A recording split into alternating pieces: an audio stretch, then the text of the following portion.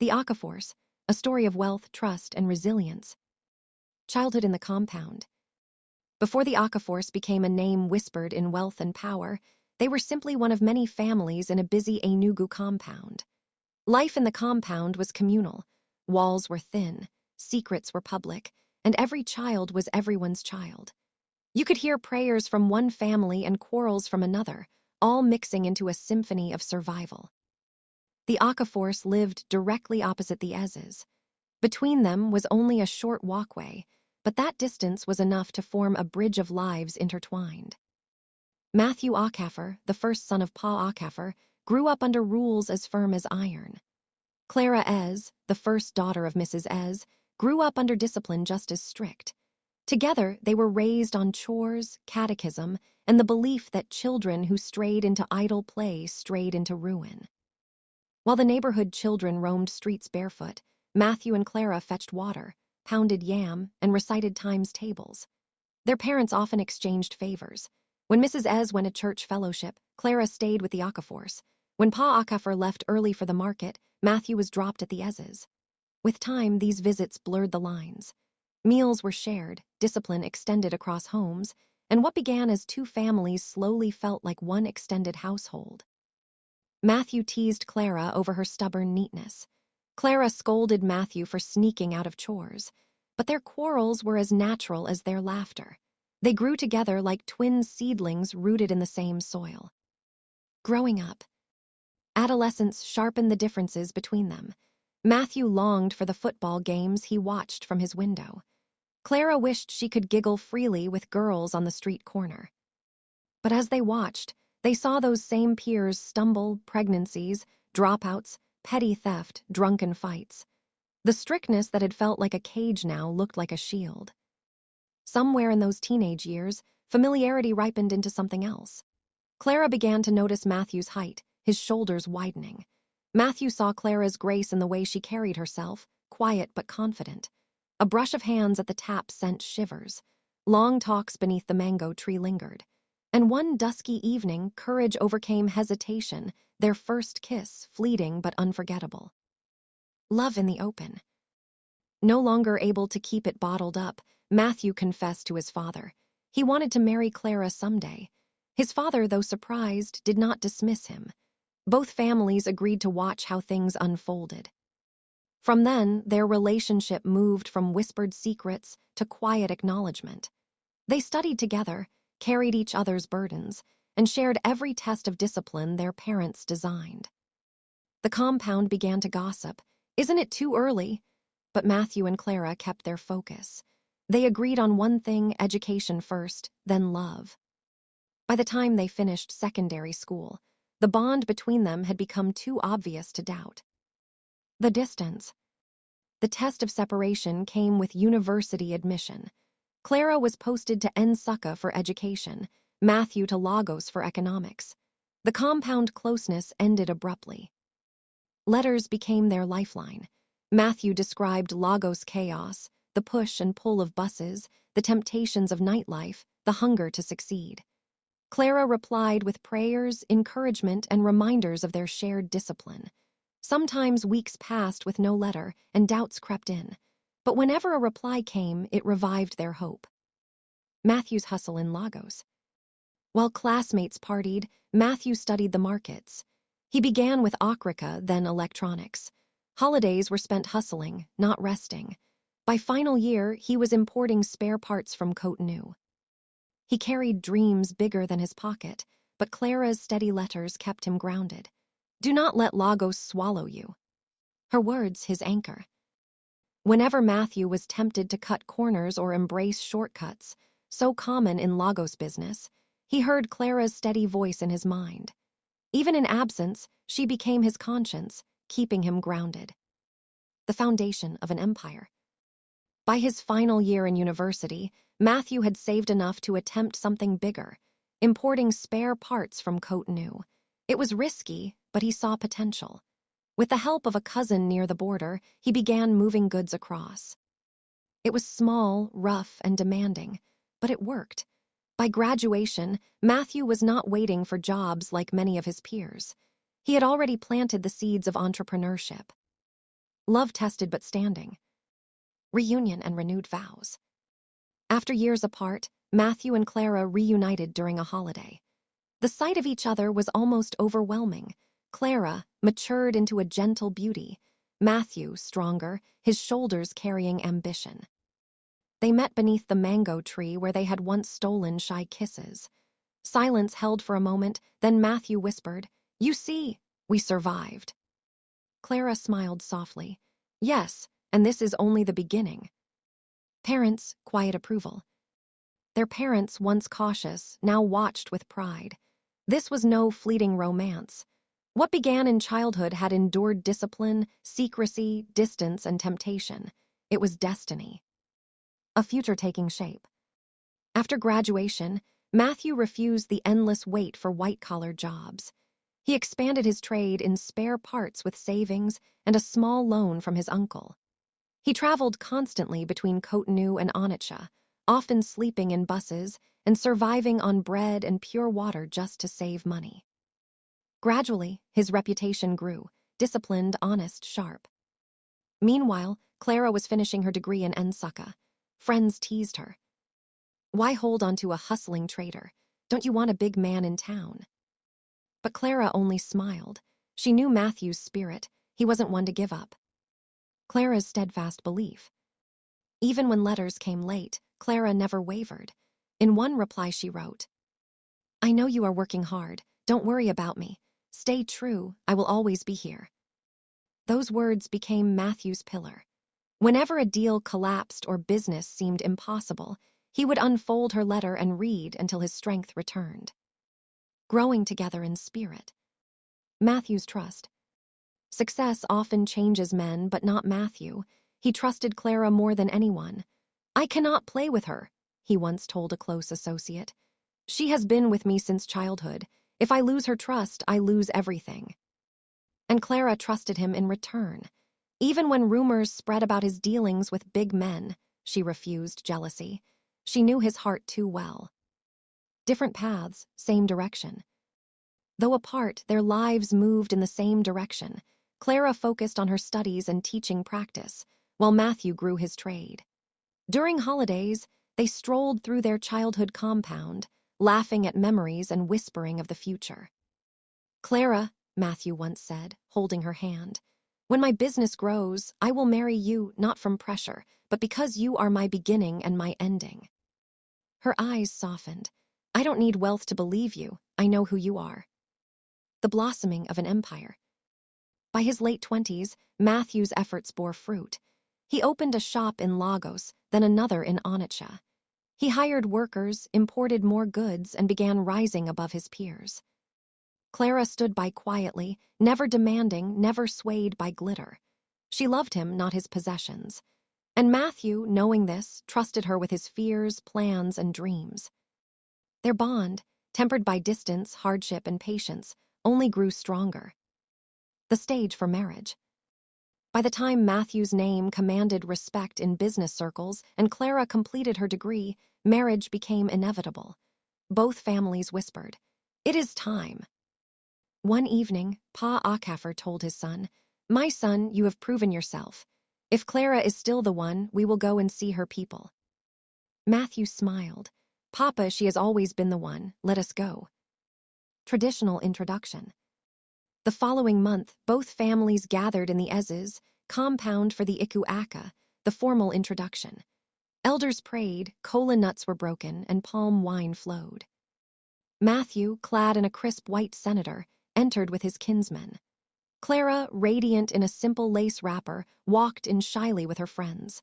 When asked if she knew the young man standing before her, she lowered her gaze, smiled, and said softly, "Yes, I know him. He is my choice." Cheers erupted across the compound. Neighbors who had watched their childhood saw the story blossom into its next chapter, a love tested, proven, and now blessed. The traditional wedding. On the day of their Igba Nkwu traditional marriage, the compound overflowed with music, dance, and joy. Drummers beat their talking drums, women ululated in high-pitched celebration, and children ran about in excitement. Clara shone in a shimmering George wrapper, coral beads gracing her neck and wrists, her hair styled like a queen's crown. Carrying a calabash of palm wine, she searched the crowd until her eyes found Matthew. He sat among his friends, smiling with quiet pride. When she knelt before him and offered the drink, he accepted it, his gaze locked firmly on hers. Rising to his feet, he lifted her gently and declared, "This is my wife." The crowd roared. Elders spoke blessings. Families embraced. In that moment, their childhood friendship in the Enugu compound transformed into a covenant sealed before all. Stepping into a new life. From compound girl to young wife. Marriage gave Clara a new title but didn't change her character. She remained the disciplined, humble woman who grew up under strict parents. Only now, she carried the added role of Matthew's partner. In Lagos, where Matthew was building his business empire, Clara managed the home with quiet grace. She wasn't boastful or wasteful. She supported his long hours, prepared meals, prayed with him, and gave him peace of mind. "Others may not understand," Matthew told her one night, "but you are the reason I can chase big dreams without fear. I know you are here, keeping me steady." Matthew's trust. His trust in her was complete. Even when trips took him abroad for weeks, he never doubted her loyalty.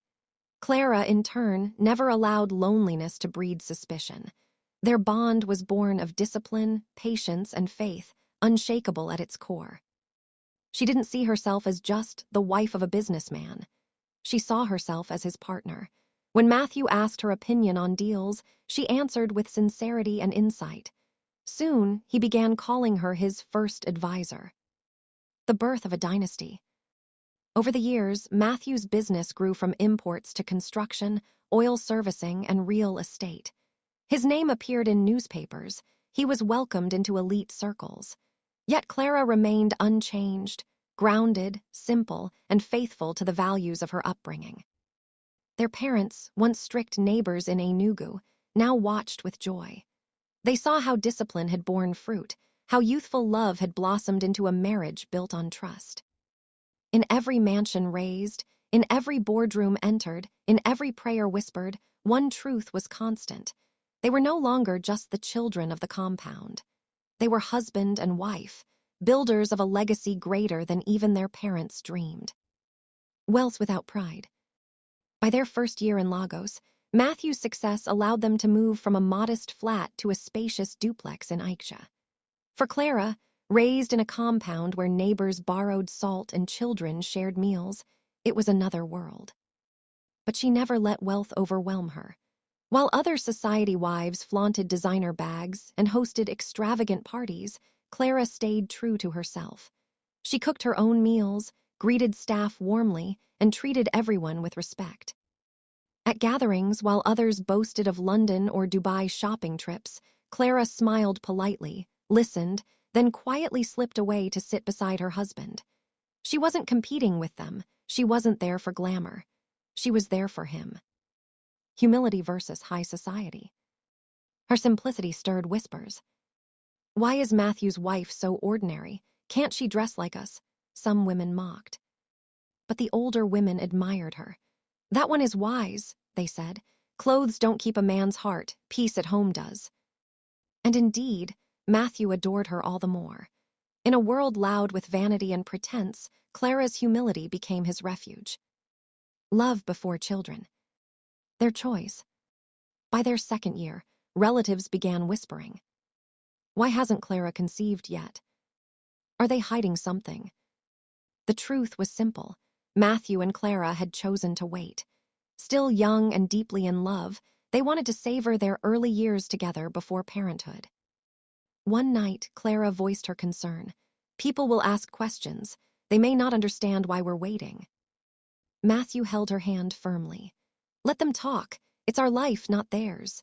Children will come when we are ready. For now, I just want to enjoy you, my wife, my friend, my partner."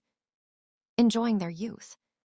They traveled to Calabar during the festival, to Ghana for a quiet retreat, and sometimes to the countryside to reconnect with their roots. Clara loved those trips, sitting with her head on Matthew's shoulder, grateful for love beyond wealth. At home, evenings were filled with laughter, meals, and endless conversation. Matthew teased her about her compound girl habits, while she playfully scolded his business seriousness. Their choice to delay children wasn't from fear or lack, but from wisdom. By nurturing their bond first, they built a foundation strong enough to withstand gossip, pressure, or envy. Their marriage wasn't a performance, it was a covenant.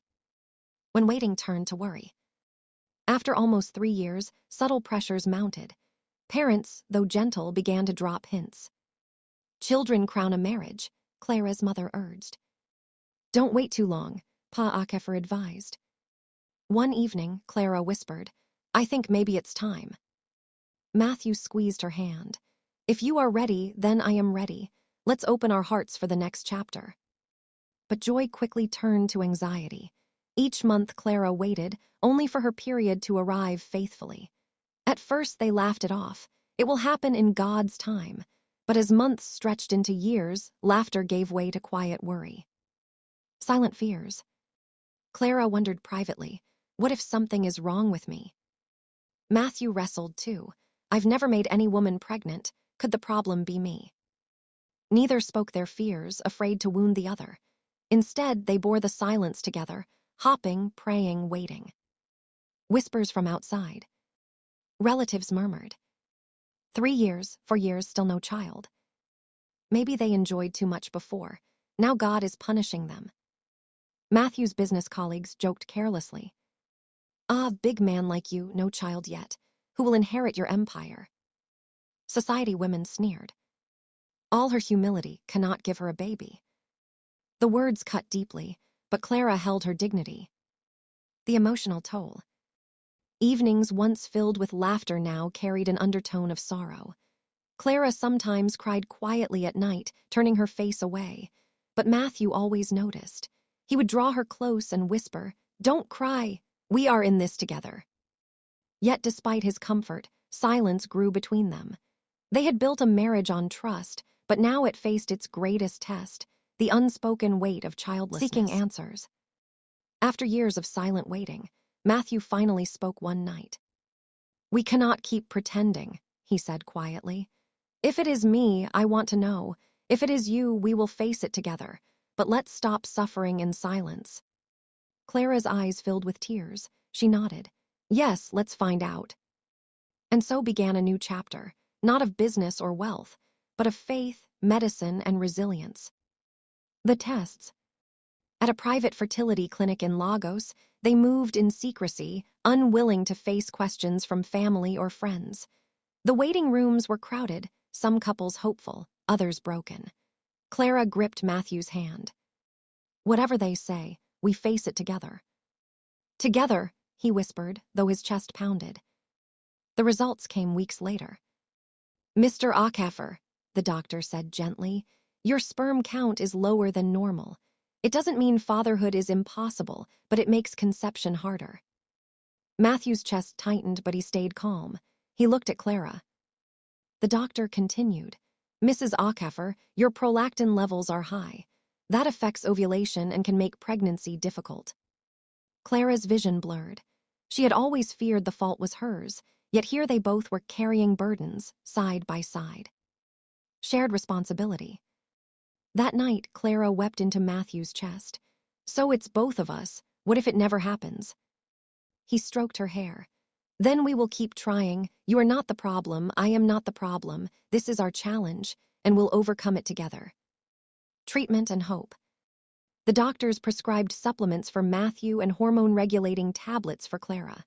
Lifestyle changes followed, healthier meals, exercise, less stress. "It won't be instant," the doctor warned. "But many conceive after treatment. Don't lose hope." Leaving the clinic, Matthew turned to his wife. "This is not the end.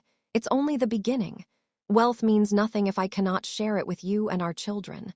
I'll do whatever it takes." Clara wiped her tears. "We started this journey together in the compound. We won't stop here." The waiting. Months passed. They stuck to their routine faithfully. Pills, supplements, soups believed to boost fertility. "If bitterleaf soup will give us a baby," Clara laughed one evening, "then I'll eat it every day." Matthew chuckled. though worry often clouded his eyes. Each cycle brought fresh hope, and each period crushed it. Clara cried in secret over negative tests, while Matthew wrestled with guilt. Yet they never broke at the same time. When she crumbled, he held her. When he grew silent, she reached for his hand. Pressure from outside. Relatives whispered, "Have you tried a prophet? Maybe you're too focused on business." Some even suggested Matthew marry a second wife. "Never," he said firmly. "Clara is my wife. If children come, it will be with her. If not, I still remain with her." His loyalty silenced many, though the whispers never fully stopped. Clara, touched but guilty, often wondered, "Am I enough for him if no child comes?" Leaning on faith. Prayer became their refuge. Clara knelt at church whispering, "God, please remember me." Matthew prayed quietly, asking for strength. Sometimes they prayed together. Other nights they simply wept in silence, hand in hand. Strengthened by the storm. Though childless, their marriage deepened. They laughed intentionally, traveled when they could, and held on to each other fiercely. One evening, after another negative test, Matthew kissed Clara's forehead. "Even if it takes 20 years, you are still my joy. With or without children, I will never stop loving you." Those words healed her more than medicine ever could. A miracle at last. 4 years into treatment, Clara noticed changes, dizziness, cravings, a missed period. Afraid of false hope, she visited the clinic quietly. "Congratulations," the doctor smiled. "You're pregnant." Her knees buckled. Tears poured, relief, gratitude, joy. That evening, she handed Matthew the test result. "Matthew, I'm pregnant." For a moment he froze. Then he dropped his briefcase, lifted her, and shouted with tears streaming, "Clara, God has done it." That night they prayed in gratitude. "Lord, thank you. This child will be our testimony." A husband's tender care. From that day, Matthew treated her like glass. "Drop it," he said whenever she tried lifting anything. "You're carrying our miracle. Let me." "Shebai, I'm not sick," Clara teased. "Maybe not," he grinned, "but to me, you are as fragile as glass." He massaged her feet, cooked her favorite meals, badly sometimes, and rushed home early just to sit by her side. Families rejoice. When they shared the news, joy erupted in Enugu. Mothers danced, fathers prayed, relatives wept. Even those who once mocked them now celebrated. "All those years of waiting," Clara's mother said, "were not in vain. This child is God's answer." A new season. The pregnancy wasn't easy, morning sickness, panic over every cramp. But Matthew stayed by her side, repeating, "God didn't bring us this far to leave us." By the second trimester, nausea eased and her belly blossomed. Every night, Matthew placed his hand on it. "My princess, your father is waiting for you." "You're already sure it's a girl?" Clara laughed. "Yes," he grinned. "She'll be strong and beautiful like you." They painted the nursery pink and white, filled it with tiny clothes and toys, planting seeds of joy with every purchase. As the due date approached, Clara grew heavier and Matthew grew more protective. He joked with friends, "I'm the husband and the housemaid now." But in truth, every kick reminded them the years of waiting were worth it. The day of delivery. Labor begins. It was a stormy night when Clara felt the first wave of sharp pain. She gripped Matthew's arm and whispered breathlessly, "It's time." Matthew's heart pounded, but he steadied himself, gathering their things and rushing her to the hospital. Throughout the drive, his lips moved in constant prayer. In the delivery ward, as Clara labored in pain, Matthew paced the corridors, unable to sit still. Hours dragged like years. He muttered under his breath, "God, please, just bring my wife and child out alive." The cry of new life. Finally, at dawn, the doors opened. A nurse stepped out with a radiant smile. "Congratulations, sir, it's a girl." Matthew's knees nearly gave way. He rushed inside, tears flooding his eyes, and found Clara exhausted but smiling, cradling a tiny baby wrapped in pink cloth. "She's here," Clara whispered weakly. Matthew bent, kissed her forehead, and touched the baby's fragile fingers. "Our princess," he said, voice breaking. Our miracle. A household transformed. News spread swiftly.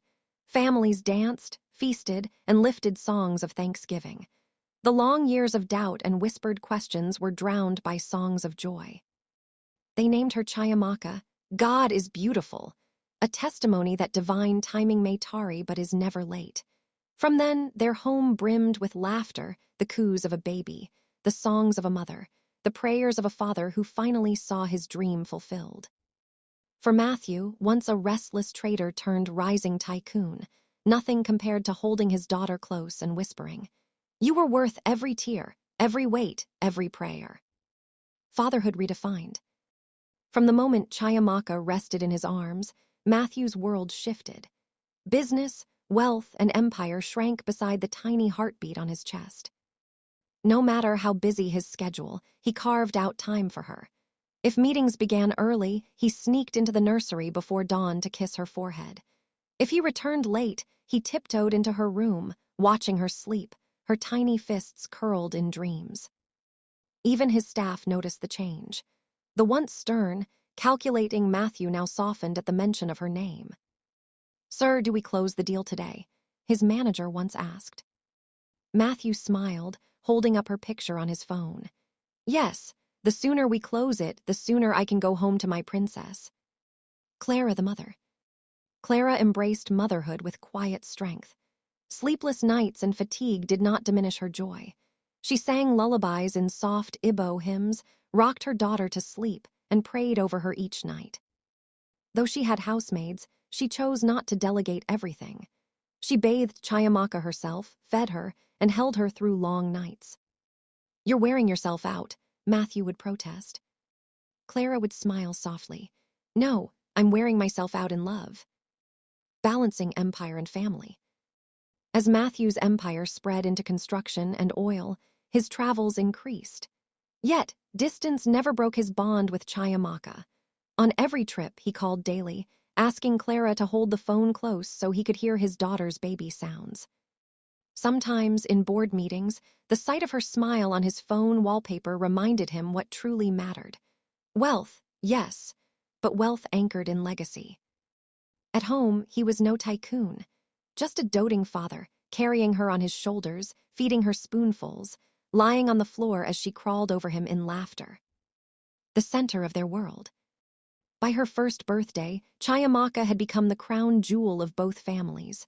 Once anxious about childlessness, they now smothered her with love. Grandparents prayed over her, aunts spoiled her with gifts, uncles lifted her high in play. The mansion, once heavy with silence, now echoed with baby giggles and joyful noise. In the evenings, Matthew would sit with Clara, watching their daughter play, and say, "Do you see? Every tear, every wait it was for this moment. She was worth it all." Clara would rest her head on his shoulder and reply, "Yes, God's time is always perfect." Wealth with values. By age 5, Chayamaka lived in a mansion of chandeliers and marble floors. Matthew's empire stretched across Nigeria, and Clara was admired as Madame Okafor. Yet both parents agreed early, "We will not let wealth spoil her." So while she had imported toys, she also swept her room. She dined with cutlery at the table, but sat on the floor with cousins during family visits, eating with her hands. They never forgot their own humble beginnings in Enugu compound. Clara often told her, "This house does not make you better than others. True wealth is respect." Matthew, too, reminded her, "My daughter, this empire was built with sweat. Value little things, or you will not value big ones." Lessons from the gate. They ensured Chayamaka was raised around humility. Often, she spent time with Musa, their elderly gateman who had served since Matthew's early business days. Neighbors whispered, "A billionaire's child sitting with a gateman." But Matthew and Clara smiled. They knew the lesson it taught. Musa told Chayamaka folk tales, taught her Hausa words, and warned her gently about pride. "Money can build a house," he said, "but only respect builds peace." Those lessons sank deep. She grew up straddling two worlds, designer shoes at school, but chores and respect at home. Clara corrected her gently whenever she slipped. Wealth without humility is disgrace. The neglect of a maid. When Chiamaka was 8, Matthew and Clara traveled to Port Harcourt for a 2-day business trip. Before leaving, they reminded her. "Be polite, listen to the maid, and if anything troubles you, go to Musa," Matthew said. But while the maid kept appearances at first, by night she sneaked out repeatedly to meet her boyfriend. "I'll be back soon," she told Chiamaka, vanishing for hours. Left alone, Chiamaka chose the gate over the empty mansion. Sitting beside Musa, she listened to his stories, shared roasted groundnuts, and absorbed his wisdom. Discovery and decision. When her parents returned, they found her laughing at the gate with Musa. Clara's relief turned to worry when Chiamaka admitted the maid often left. Matthew confronted the maid that evening. She stammered excuses, begging for mercy. But Matthew's decision was firm. "We cannot gamble with our child's life. You must go." The maid was released, wages paid, trust broken. Instead, Matthew and Clara turned to Musa. "You are more than a gateman," Matthew told him. "You are family." Tears glistened in the old man's eyes. "This child is my child too. I will always protect her." From then, Musa's role deepened. He became not just a guard but a mentor, a silent shield over Chiamaka's life. The illness. Weeks later, Chiamaka fell ill. At first, it seemed like malaria, fever, weakness, loss of appetite. Clara tried herbs and simple drugs, but nothing improved. Alarmed, Matthew insisted on a hospital visit. Tests for malaria, typhoid, and infections came back clear. "She's fine," the doctor said. "There's nothing wrong." Clara frowned. How can she be fine when she looks this weak? A young laboratory scientist, uneasy with the unexplained symptoms, ran an additional test, one rarely considered for a girl her age. When the strip showed 2 bold red lines, his hands trembled. He repeated the test. The result was the same. Positive. The doctor's eyes widened in disbelief. Pregnant, at this age, impossible. The revelation. When Matthew and Clara returned to the consulting room, they braced themselves for news of malaria or typhoid. Instead, the doctor cleared his throat, his eyes clouded with unease. "Mr. and Mrs. Aukeffer, your daughter is not suffering from an infection. According to the tests, she is pregnant." The words crashed into the room like thunder. Silence followed, heavy and suffocating. Clara gasped, clutching her chest. Matthew's face drained of color before darkening with fury. "What did you just say?" he thundered, his voice shaking the walls. "Pregnant? She is only 8 years old." Chiamaka sat frozen, her eyes brimming with tears, unable to speak. Clara broke down in sobs, while Matthew stormed out, his fists clenched, his world collapsing. The weight of betrayal. For a man who had fought and prayed for years to have this child, the news pierced like a knife. For Clara, who had carried her miracle baby with devotion, it was an unbearable shame. Questions swirled. How, when, who? Their minds turned bitterly to the only times Chiamaka had been left in the care of 2 people, the careless maid and the trusted gateman. On the drive home, Clara wept quietly. Matthew gripped the wheels so tightly his knuckles whitened. In the back seat, Chiamaka stared at her shoes, afraid to breathe. The shattering confession. Back at the mansion, the glittering chandeliers and polished marble felt hollow. They sat their daughter on the sofa, her small frame trembling. Clara knelt before her. "My baby, do not be afraid. We love you. Please tell us. Who did this to you?" Matthew's voice shook with restrained rage. "Chiamaka, I need the truth. Don't protect anyone, just speak." Through sobs, she whispered, "It was Musa." Both parents froze. "He has always been doing it. Whenever you traveled, whenever you left me behind. He called me to the gatehouse. He said it was our secret. He said I must not tell." Clara collapsed, wailing. Matthew staggered, his body trembling with rage. "Musa, the man I trusted like family." The collapse of trust. The betrayal struck deeper than any business loss. Musa had been more than an employee. He was kin, a guardian of their gate, and they thought, of their daughter's innocence. "God," Clara cried. After all our prayers, is this how our joy is defiled? Matthew buried his face in his hands, his heart shattered. But soon rage replaced grief. I will not let this go, he roared, storming toward the door. He destroyed my child's innocence. If the law doesn't deal with him, I will. The arrest. At dawn, a black police van pulled up. When Musa opened the gate, thinking it was an early delivery, officers seized him. You are under arrest, one barked. Musa blinked in confusion. For what? What have I done? Matthew stormed down the driveway, his fury blazing. You dare ask me, you monster. The police dragged Musa toward the van. Before he could protest, Matthew struck him with a thunderous slap. That is for my daughter. You will rot in prison. Neighbors gathered, whispering in disbelief as the once trusted gateman was driven away in disgrace. A painful decision. Later that day, the Akaforce returned to the hospital. Clara held her daughter's hand, her tears unending. My baby, you are too young for this burden. We will not let your life be destroyed by what he did. The doctors explained gently. Termination at this stage will protect her health and future. It is painful, but it is the best decision. As they signed the papers, Clara wept bitterly. God, is this what motherhood has become for me? Matthew, voice breaking, whispered, This is my fault. I trusted him. I failed her. But Clara shook her head.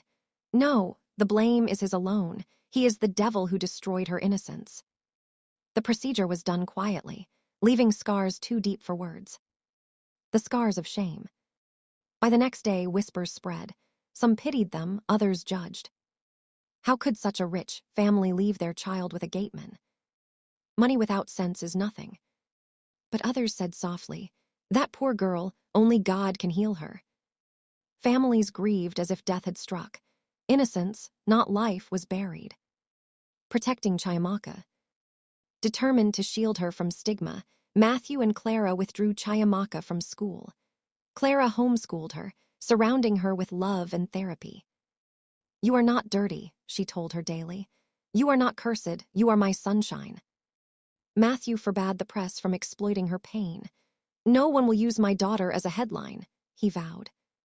Meanwhile, Musa faced court, charged with defilement. When he dared look at Chiamaka during a hearing, Matthew thundered, Don't you dare look at her again. The judge warned him, but the weight of his anger filled the room. A family transformed. The months were brutal. Chiamaka barely spoke, plagued by nightmares. Clara never left her side. Matthew stopped traveling, declaring, My empire can wait, my daughter comes first. Therapy slowly brought light. At first, her drawings were dark, but then came brighter colors, houses, trees, her mother's smile. The first time she laughed again, Clara wept with joy. From pain to purpose. Matthew channeled his grief into action. He launched the Chiamaka Trust, a foundation to fight child abuse. Money built my empire, he declared, but this will build my legacy. Clara, too, found her voice. She spoke in churches and women's groups, warning mothers. Evil is not always a stranger. Sometimes it wears the face of family. By 12, Chiamaka had blossomed. Though scars remained, she excelled in school and poured herself into writing. In her diary, she wrote, They hurt me, but they didn't win. I still have Mama and Papa. I still have love. The unwritten future. At 16, she was radiant, intelligent, disciplined, admired. Yet her heart guarded trust fiercely. Friends teased her about her parents' protectiveness, and she replied with quiet wisdom, I am gold to them. You don't know what they've lost and gained. Though cautious, she carried herself with dignity. Her parents looked at her with pride. Life tried to break you, Matthew told her, but you rose stronger than me. Clara added, Don't let shadows steal your light. One day you will trust again. And so, scarred but unbroken, the Akaforce moved forward. Their tragedy had become testimony, their sorrow a platform for hope. In the mansion that once echoed with cries, laughter slowly returned, the sound of a family rising from ashes together.